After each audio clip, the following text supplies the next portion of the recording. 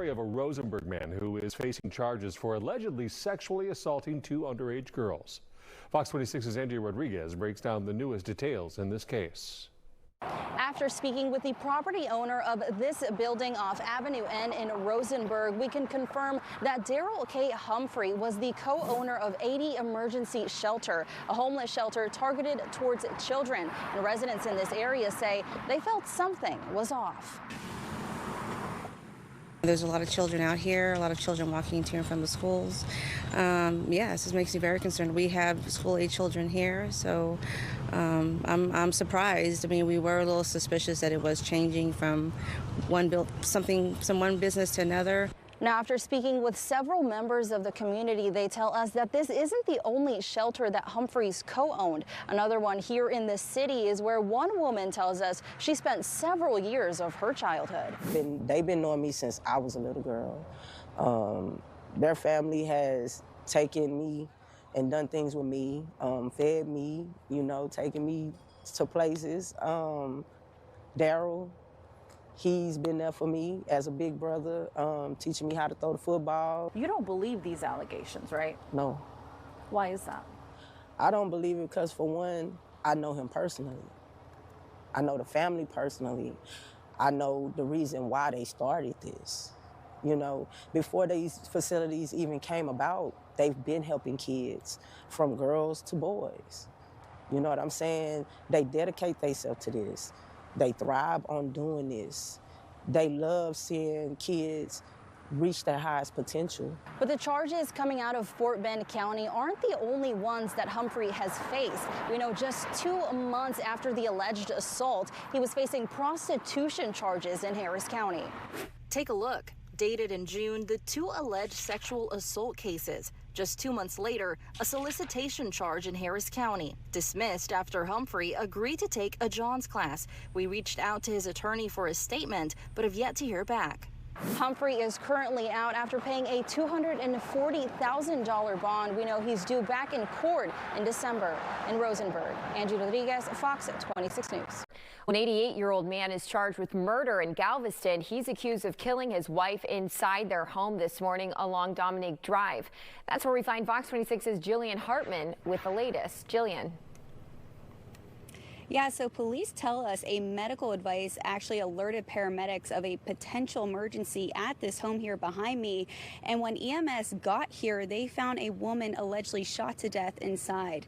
Now, we do have video of the scene from earlier. Take a look at this. Galveston police tell us that they were called to this home around 4:45 this morning to help paramedics on a medical call. EMS was sent to the home after a medical device reported a potential emergency. And when they got here, police say paramedics found a woman allegedly shot and killed, 89-year-old Anita Leal.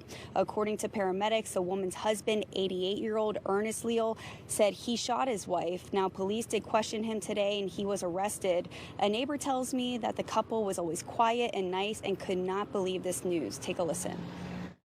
I was in shock. I didn't really know him, though. I never saw him outside. I saw the guy outside once. And I lived in the house next door for 30 years, so I've never seen that guy. Barely could walk, you know. He was like really, really old. And the lady would come outside frequently, and she would always wave. But I never talked to her. Like. Now, we did notice earlier there was a for sale sign outside the couple's home, but it has since been removed. I'm told that the husband is in the Galveston County Jail on a $250,000 bond. Now, neighbors here still have a lot of questions. Police tell me that this is an ongoing investigation. Reporting live in Galveston, I'm Jillian Hartman, Fox 26 News. 7 people right there. Theft of services from a building in Southwest Houston that happened months ago. We'll tell you exactly what these 7 people are accused of here. They're now behind bars. They're accused of stealing water and power, right? We'll get to that. Fox 26's Leslie Delasmore live for us at the nearby HPD substation with more on this. Leslie.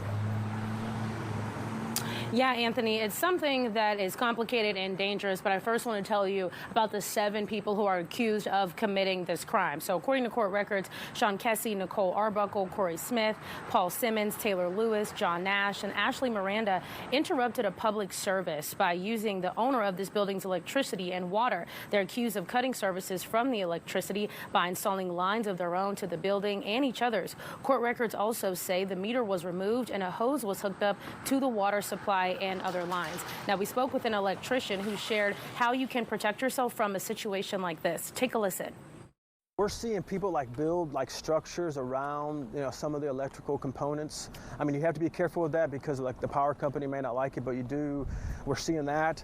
And then just monitor your bill, make sure that you're keeping up with it monthly. A lot of people have their stuff on monthly payments and they're not looking at it, or it's automatically being paid, so you just need to monitor it. And if you see it jump out of the ordinary, then you should take a look at it and start kind of researching it. So if you think someone's stealing the power, I would first call CenterPoint. Usually they will come out and inspect it, and if they notice something's going on, they will they'll shut things down. They'll make sure they get taken care of. If the problem is not on their end, so then you would call us. But I would first call CenterPoint, and then if you're not getting anywhere, call an electrician. Now, 2 of the defendants have a bond set at $10,000, and the other 5 have a court hearing tomorrow. Anthony, back to you. All right, Leslie, let's talk about CenterPoint here. Did you guys get a chance to speak to them? And if so, what did they have to say? Yeah, I did speak with CenterPoint, and they did tell us that the property that was messed up did belong to them, but they also sent us a statement saying we're aware of the situation and defer to law enforcement on the details about the case. The equipment tampered with belongs to CenterPoint Energy. Now, tampering with an electrical equipment poses serious risk to the public. We encourage customers to report any dangerous or illegal activity to law enforcement. Reporting in Southwest Houston, Leslie Delaspore, Fox 26 News. Well, law enforcement is reportedly viewing Houston-based singer David as a suspect in the death of 15-year-old Celeste Rivas Hernandez in Los Angeles. Now, today, we spoke with TMZ about what they believe could be holding back an arrest in this investigation. Our Angie Rodriguez is joining us live in the studio with some of these details that TMZ is now uncovering, Angie. Yeah, they're very disturbing. We know that the remains of 15-year-old Celeste were found in David's Tesla back in early September, but TMZ did confirm with sources close to the investigation that he might not have acted alone. Investigators are now saying that David most likely had help dismembering and disposing of the body. Now, at first we were told that David was cooperating with police by his PR team. We're now being told that he is not cooperating with officials. You might remember that Rivas's body was found after employees at Hollywood Tow reported smelling a strong odor coming from David's Tesla. Her body was so badly decomposed when it was found inside the trunk of David's Tesla. And initially, this is the first week in September. Initially, we thought that the reason for the decomposition was just that it had been a very hot week in LA at that point, and that it was sitting in this black car, and that's what was connected to it. But what we just learned from our sources is that police know that David made a trip to a remote area of Santa Barbara County, which is north of LA. He did this back in the spring of 2025, so earlier this year, made a trip there in the middle of the night to this very remote area, which would probably be about an 1.5 to 2 hour drive from LA. In the middle of the night, went to this remote area, was there for a few hours, and then returned to LA. Well, Angie, still a lot of questions here, but do we have any idea of where David might possibly be? We know he hasn't been seen in a while. Well, according to TMZ, no. There hasn't been any sightings of David that we know about, but an interesting point that TMZ did bring up earlier today was that he does have family here in Houston and a home here in Houston. Some online think that this could be where he could possibly be hiding out.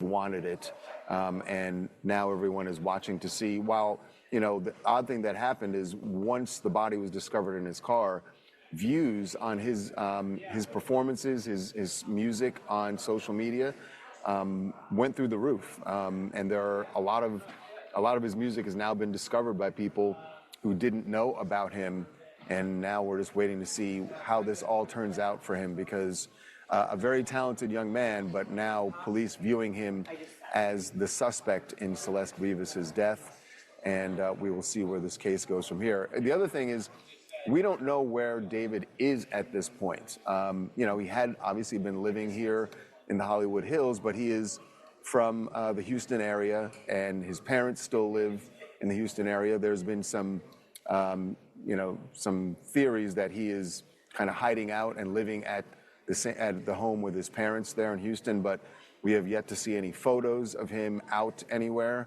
So it does seem like at some point in the near future, police are going to want to talk to him about this case. Yeah, so again, to recap, Houston-based singer David now being seen as a suspect in 15-year-old Celeste's death. TMZ tells us that investigators do believe her death was a homicide and that whoever is behind the crime might not have acted alone. Yeah, a lot to uncover here, Angie. Thank you. Well, good evening to you. I'm Caroline Collins, and we are continuing to following a developing story tonight. 2 suspect intruders are dead after a home invasion inside an apartment. This all happening on the East X Lane near Westheimer in the River Oaks area. Fox 26's Julian Hartman has been on that scene for hours now and just got an update from Houston police. Jillian, what do you know so far? Yeah, Houston police tell us that 2 intruders were shot and killed, and a 3rd suspect is still on the run tonight. Now, if you take a look behind me, this is the apartment complex where police say a home invasion turned deadly this morning. You can see here it's still an active scene. Investigators believe the break-in was targeted. Now, here's what we know at this time. Houston police say around 10 a.m. Thursday, they were called to the Gale Apartments along Essex Lane for a home invasion and burglary. Police say a man was inside his apartment when 3 people broke in through the front door. The man allegedly shot 2 of the suspects several times. Now, 1 man was found dead inside the apartment. The 2nd suspect was taken to the hospital where he died, and the 3rd man took off in a dark colored SUV. Now, police say the men involved are believed to be in their 20s to 30s. Police tell us they found a large amount of narcotics, including marijuana and THC, inside the apartment. Here's what they believed happened. So what we think happened is the 3 males came up to the door. They used a large piece of concrete to break down the front door, made entry. The male that was in the apartment was able to obtain a handgun, fire several shots, killing the 1 person here. The 1 person was transported deceased, and the 3rd fled. Now, police are still searching for that 3rd suspect. I'm told that the man living inside the apartment is okay. He's being questioned by investigators, and right now Houston police are working with the Harris County District Attorney's Office on this case. Back to you. A Houston funeral home is under investigation tonight after several families say their deceased loved ones had their identities stolen. Houston police served the search warrant at Community Funeral Home in 3rd Ward earlier today. Sherman DeSell live for us at the scene with what he knows about the investigation. Sherman. Yeah, Anthony, police believe that multiple families came forward saying that they believe their loved one's identity was stolen right here at a community funeral home on the corner of Wheeler and Live Oak. We were here earlier as police rolled up on the scene and executed a search warrant with their financial crimes unit. Take a look at the video we saw earlier. It was actually quite bizarre. Investigators detained 1 of the owners on site for questioning. They seized a lot of financial records, and the police say no bodies were found inside the funeral home during the search, but officers did locate a lot of cremated remains or cremains. There was an actual funeral service happening here when police got here, and another funeral home had to step in and relocate the body so that they could continue with the services elsewhere. So running an unlicensed funeral home is violation of the Texas Funeral Service Commission, and I looked at some records and found that some of the required licenses for the listed owner and this business, they've been expired since 2021, a license revoked since August of this year. It's my understanding that it was identity theft involving the identities of deceased persons. So apparently the funeral home was using whatever information they had when the contract was executed for the funeral services, and that's what we believe was going on right now. So HPD is now working with that state commission to figure out what to do with those cremains. And as soon as we get more information, we'll let you know. If anyone believes that their family or loved one is a victim of this alleged crime, contact us We'll love to get in touch with you. Reporting from Wheeler and Live Oak, Sherman DeSalle, Fox 26 News. Tonight, police are investigating a string of copper thefts in Pasadena. They arrested 3 people connected to one of several businesses that were hit recently in that area, and it was all caught on camera. Fox 26's Jillian Hartman is live for us outside of the Pasadena Police Department. Jillian.